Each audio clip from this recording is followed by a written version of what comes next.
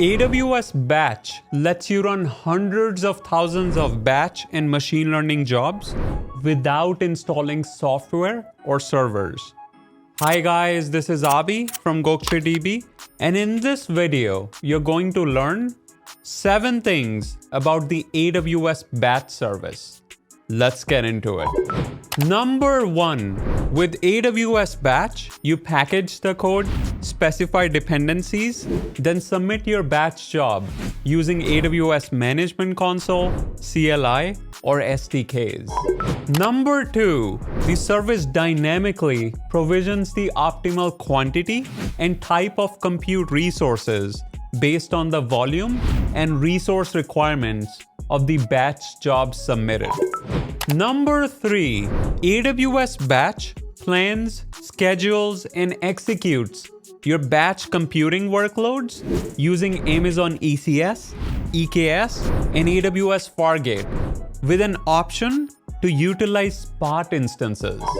Number 4, AWS Batch is optimized for batch computing and applications that scale through the execution of multiple jobs in parallel. Examples include deep learning, financial risk models, and image processing. Number 5, AWS Batch supports any job that can be executed as a Docker container. Jobs specify their memory requirements and the number of virtual CPUs. Number 6, AWS Batch also provides the ability to submit jobs that are part of a pipeline. This enables you to express any interdependencies that might exist between jobs. Last but not the least, number 7, there is no additional charge for AWS Batch. You only pay for AWS resources you create to store and run your applications.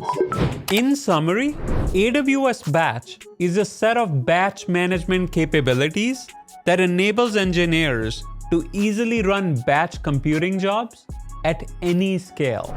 There you have it. If you have any questions, leave them in the comment section below. And don't forget to like, subscribe, and turn on the notification bell. Until next time.